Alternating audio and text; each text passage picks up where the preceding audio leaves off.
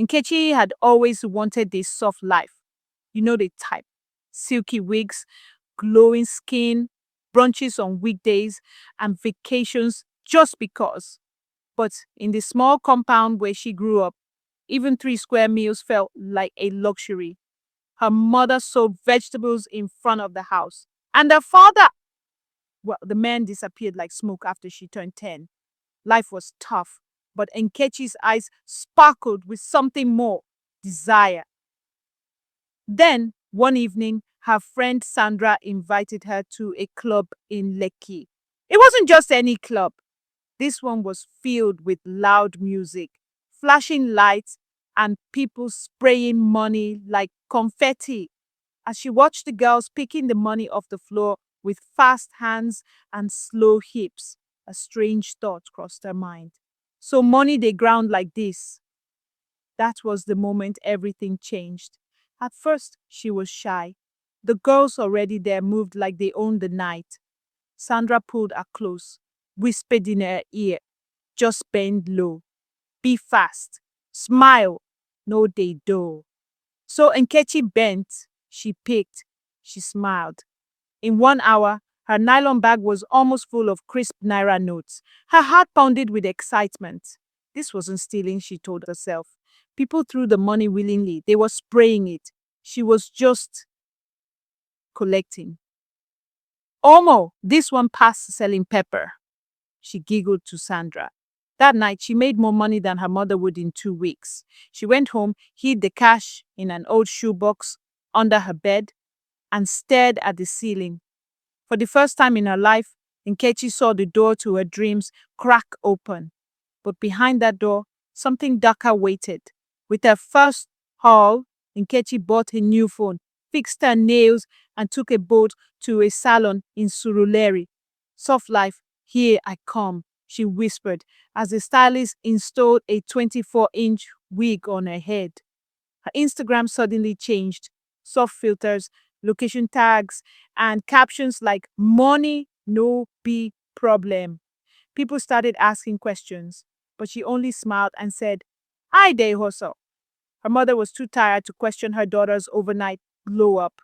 And when Nkechi dropped 20,000 naira on the table one morning, saying, "Mommy, manage this," her mother just hugged her and cried. It felt good. It felt right. But every time she closed her eyes, she could hear the club's music, see the sprayed money falling like rain, and somewhere deep inside, a voice whispered, "At what cost?" Within a few weeks, Nkechi became a regular. Bouncers knew her by name. DJs would shout her out as "money picker of the night." Men noticed her too. Not the hungry ones, but the ones with fat wallets and gold chains. Some threw bundles of cash just to watch her dance. Others offered rides, drinks, even trips. At first, she declined. "I just they pick money, no strings," she'd say. But fame has a way of weakening strong will. One night, a man in a black Mercedes dropped 100,000 naira just for her to smile at him. The power tasted sweet, too sweet. Nkechi started staying out later, coming home with perfume scents that didn't belong to her. Her neighbors began to whisper. Her mother looked away. She was still bringing money home after all, but that voice in her chest, the one that used to warn her, it had gone quiet. One night, while picking money like usual, an older woman cleaner at the club pulled her aside. Her face was tired, eyes sharp. "My daughter, I've seen girls like you, pretty fast hands, big dreams, but this life doesn't end well. Run now that your legs are still strong." Nkechi laughed. "Mama, I'm not sleeping with anybody. I just pick money." The woman shook her head slowly. "That's how it starts. But you're already dancing with the devil. The day you stop being useful, they will show you their real face." Nkechi rolled her eyes and walked away, but her hands trembled slightly as she bent to pick more money. The cleaner's words clung to her like sweat in the Lagos heat. She pushed them away. Abeg, make I enjoy my life. It happened on a Friday. The club was on fire, champagne popping, men spraying like politicians, and then he arrived. Chuka, tall, dark, and dangerous in the way women find hard to resist. He watched her from his corner, sipping slowly, eyes never leaving her face. After a while, he walked up and said, "You dance like money owes you." She laughed. They talked. He didn't spray money, but he offered something different. "Let me drop you home," he said. It was late. She was tired, and his Benz was shining like a promise. She entered. The leather smelled rich. The AC cooled her sweat. They talked like old friends. Nothing happened that night. He only dropped her off, smiled, and said, "You deserve more than the floor." As she walked to her gate, Nkechi felt something shift. She didn't know it yet, but that was the beginning of her fall. After that night, Chuka became a regular in Nkechi's life. No, he didn't spray money like the others. He didn't even touch her. But he talked, soft, slow, with that kind of voice that made dreams feel like plans. "You're smart. You shouldn't be crawling on club floors," he'd say. He took her to brunches in Ikoyi, introduced her to girls who wore silk and smiled like they owned the world. They called themselves influencers, but no one ever asked what they really did. Their phones rang constantly. Their nails were always fresh. Nkechi watched and learned. The club life suddenly seemed dirty. Chuka gave her a new phone, told her to delete her old Instagram. "New image," he said, and she listened. After all, he wasn't forcing her. He was upgrading her. It was a Tuesday evening. Chuka picked her up and said they were going to a private event, not a club, something higher. "Wear something elegant," he said. The house was massive, filled with people who smelled like foreign currency. Music played low, laughter danced in the air. A woman in red walked up to her and said, "Chuka speaks highly of you. We're always looking for beautiful girls who know how to behave." Nkechi smiled politely, not fully understanding. But the woman continued, "Tonight someone will take care of you. Just be sweet." It hit her then. This wasn't a party. It was a silent auction, and she was one of the items. Fear bubbled in her chest, but Chuka's eyes were watching, and he smiled like it was all okay. So she didn't run. She stayed. She smiled back. She met the man. He was older, polite, even gentle. They had dinner, laughed at nothing. When he reached for her hand, she didn't pull back. This was what soft life demanded, right? Compromise. She told herself she was still in control. That night, she stayed at a hotel. 5 stars city view. The sheets were soft, but her spirit was restless. When she woke up the next morning, there was an envelope on the table.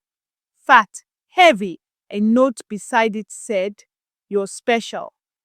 Nkechi smiled, touched the cash, and tried to ignore the sinking feeling in her chest. On the ride home, she didn't look out the window. Her phone buzzed. "Chuka, welcome to the real world." That was the day Nkechi's old self died quietly, without a goodbye.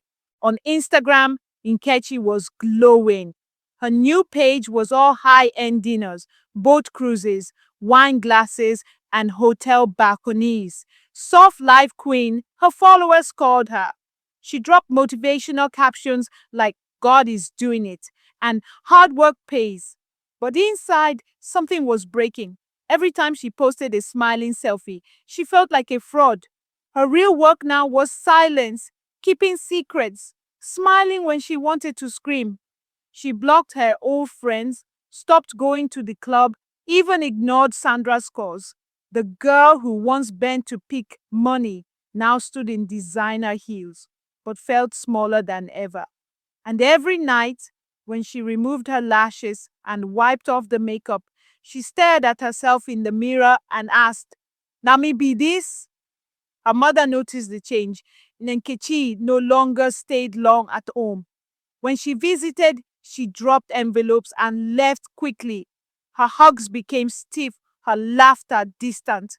One day, Mama asked, Nkechi, are you okay? She nodded too fast. I'm fine, Mama. Work just they stress me small. But Mama knew. Mothers always know. That night, Mama knelt beside her old metal bed and prayed, God, bring my daughter back. I don't know where she went, but I know she's not happy. The next morning, she called Nkechi, begged her to come for a small church program. Nkechi rolled her eyes. Mama, I beg, I'm busy. She ended the call and didn't look back. But her chest felt tight all day. One night, at a fancy restaurant on Victoria Island, Nkechi sat across a new client. He was rich, yes, but controlling. He touched her like she was his property, whispered things that made her skin crawl. She smiled through it all. After all, this was what she chose, right? But as he spoke, his phone rang. He stepped out to answer. Alone at the table, Nkechi looked around.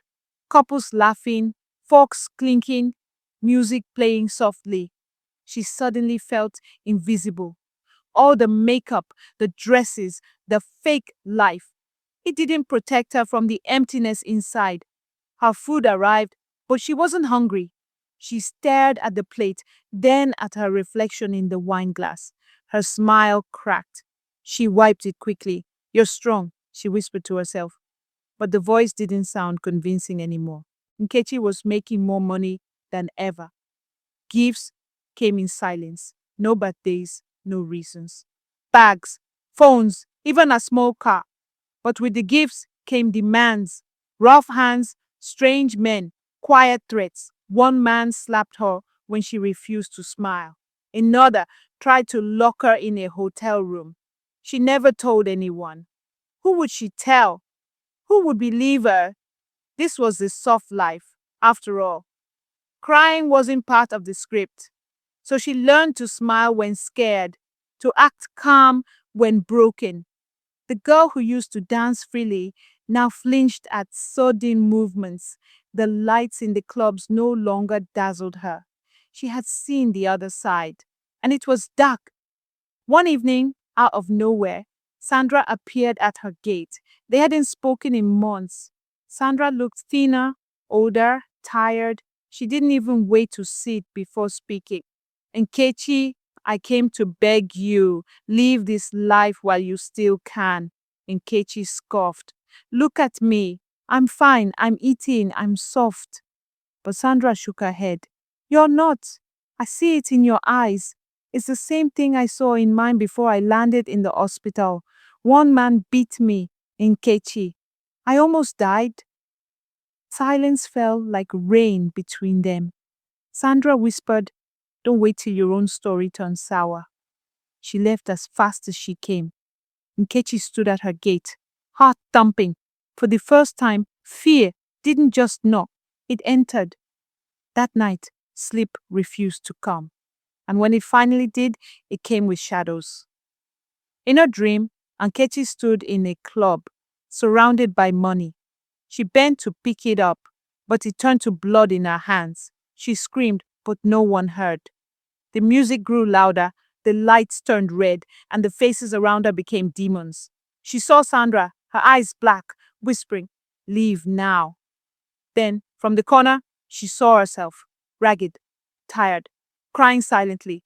Nkechi jolted awake, drenched in sweat, her heart racing. It felt too real.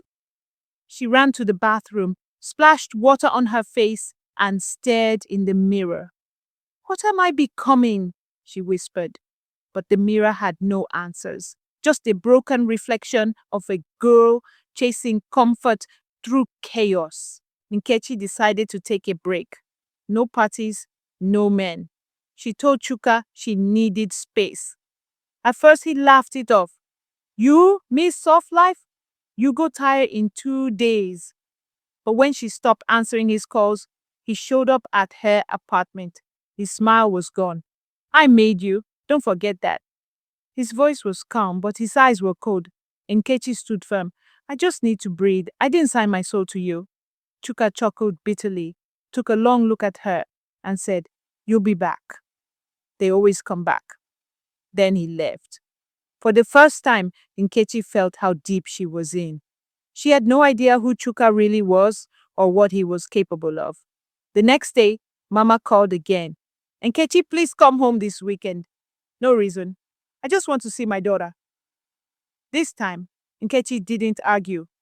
She packed a small bag and took a ride to her childhood home. The house smelled of peace, palm oil, rain on zinc roof, and old prayers. Mama held her tightly, like she was afraid to let go. That night they cooked together, laughed over old jokes, and slept in the same room. For the first time in months, Nkechi slept without fear. No club lights, no fake smiles, just the sound of crickets and Mama's soft breathing. She began to wonder, maybe peace didn't come from money after all. On Sunday morning, after church, Nkechi scrolled through her phone absent-mindedly. Then she saw it, a viral video. Popular club girl caught in scandal with politician. It wasn't her, but it could have been. She knew the girl in the video, someone she once danced beside. The video was messy. Police, screaming, blood, rumors flying everywhere. Nkechi's hands shook. The girl was arrested. The man vanished. No one was coming to help her. Nkechi stared at the screen, her heart pounding. This life. It never protected its own. That could have been her face trending. Her name being dragged. She stood up, went to Mama, and hugged her tightly. I think I need to start over, she whispered. Mama only nodded, her eyes filled with silent gratitude. Nkechi stayed home longer than she planned. The city noise had faded from her bones. She helped Mama at the shop, sold tomatoes and onions, and learned to breathe again. At first, passers-by whispered, Is that not Nkechi that used to shine online? She ignored them. One afternoon, a former classmate walked past, dressed corporate, and smiled. Come and apply at my office. It's just admin work, but it's better than nothing. Nkechi hesitated. No filters, no parties, no easy money. But something in her had changed. That night, she prayed for the first time in months. Her words were shaky, but real. God, I know I messed up. If you still hear me, help me start again. And somehow, she slept peacefully. On her way to submit the job application, her old life tried to pull her back. A sleek black car slowed beside her. The glass rolled down. Chuka. So this is where you're hiding, he said with a smirk. Nkechi didn't stop walking. You look tired, he added. I can fix that. She kept walking. He followed slowly. No one leaves me, he warned. You'll come back. They always do. She turned sharply. Not this time. He laughed. You're not built for this local life. She stared him dead in the eye. Then I'll rebuild myself. For the first time, Chuka had nothing to say. He drove off, and Nkechi stood tall, shaking inside, but free. A week later, while walking home from her new office job, Nkechi saw a familiar figure at the junction. Sandra, wearing a nurse trainee uniform and holding a nylon bag of groceries. They both screamed and hugged. You look good, Sandra said. You too, Nkechi replied. They sat by the roadside and caught up. Sandra shared how she had entered a free nursing program after her healing. God gave me a second chance. I didn't waste it, she said. Nkechi nodded. Maybe I'm finally using mine too. As they laughed and shared groundnuts, Nkechi felt something she hadn't felt in a long time. Hope. Not loud, not flashy, but real, quiet, soft in a different way. Months passed. Nkechi now woke up to the sound of roosters. not loud music. She no longer painted a fake life online. Her phone was full of sunrise pictures, scripture screenshots, and voice notes from Mama and Sandra. Her job wasn't glamorous, but it paid honestly. She was learning to budget, to plan, to dream again, this time slowly. Peace didn't come all at once. Some days she still cried, but they were healing tears, not ones born out of shame. She started volunteering at a local girls' program, sharing bits of her story. Not all, but enough. And the girls listened. They saw not just her beauty, but her bravery. For the first time, Nkechi realized her past wasn't a punishment. It was a lesson she could use to save someone else. One evening, she got a message from an unknown number. It was a woman from the program where Sandra trained. We need someone to speak at our awareness event. Sandra recommended you. Nkechi's heart raced. Me? Talk publicly? But deep down, she knew this was a sign. On the day of the event, she stood on a small stage, dressed in a simple gown, and told her truth. Not everything, but enough. The room was silent, eyes wide. When she finished, the applause wasn't loud, but it was real. A teenage girl approached her afterward and whispered, "Thank you. I was just about to give up." Nkechi smiled, tears in her eyes. "Don't. Please, don't." That night, as she walked home under the stars, Nkechi felt lighter. Not because of money, not because of makeup or camera flashes, but because her soul was quiet. Her life had no filters now, only faith, family, and future. She got home, dropped her bag, and found Mama dozing off on the mat. Nkechi lay beside her, rested her head on Mama's shoulder, and whispered, "Thank you for not giving up on me." Mama stirred and smiled. "God didn't give up on you. I just waited for you to remember who you were." And just like that, Nkechi closed her eyes, not as a girl chasing money, but as a woman who finally found peace. A different kind of soft life, the real one,